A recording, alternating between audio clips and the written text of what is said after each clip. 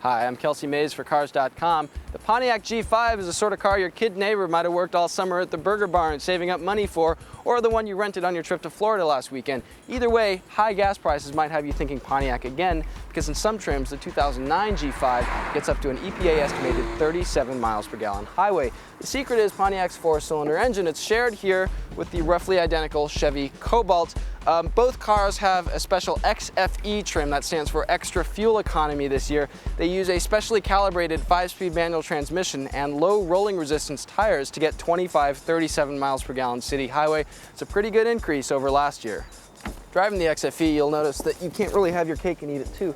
The car does have a very low final drive ratio, and that means it takes a little bit longer to wind out those gears.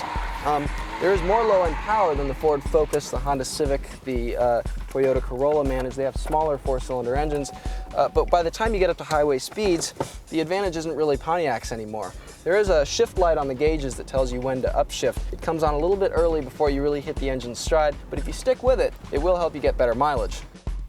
Those low rolling resistance 15-inch tires don't provide a whole lot of grip, so you want to take it easy on those highway off-ramps. I suspect the way this car handles will have you feeling the same way. There's plenty of body roll, and the steering has a very overly assisted sort of almost noodly feel at lower speeds. At higher speeds, it settles in with an even balance, but the car is very susceptible to highway wind gusts, and the steering response at times can become twitchy and really uneven. There's also a lot of wind noise overhead. If handling is more your thing, there is a G5 GT model. It's got a sport-tuned suspension. It's also got grippier 17-inch tires. Unfortunately, if you get the automatic with that, you give up as much as 5 miles per gallon in highway mileage. Either way, you'll have to contend with the fact that the G5, like the Cobalt, is one of GM's oldest existing models. The current car is due to be replaced soon, and it doesn't hold a lot of appeal. The dashboard has a lot of hard, shiny plastics.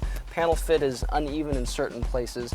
Those sharing the car with someone of different size will want to note that the levers to adjust the seat backrest and lift the seat up and down, the seat height adjuster, are kind of crammed into this narrow area down here. The steering wheel tilts, but it doesn't telescope like the ones in a lot of competitors do, and the parking brake, as you lift it up, bangs right into the center console.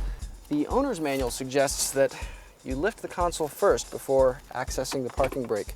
Great. The trunk has almost 14 cubic feet of space. That's pretty impressive in this segment, actually. Unfortunately, there's a high liftover and pretty narrow opening overall. It stands in contrast to things the G5 actually gets right. Areas like a high-quality woven headliner overhead instead of the typical mouse fur you find, and one of the easier-to-use stereos in the segment. Parents will also note that in back, there are 3 sets of child seat anchors, including one in the middle seat. Most cars only have them in the outboard seats. The middle seat's actually the safest spot for kids. GM should have no trouble at all selling XFE Cobalts and G5s, simply on the prospect of 37 highway miles per gallon. That doesn't necessarily make this an appealing choice. If you're going to spend $15,000 or $20,000 on a compact commuter, there are better ones out there.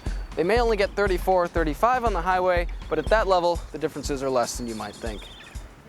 For additional information on this car or any other, go to Cars.com and our blog, Kicking Tires.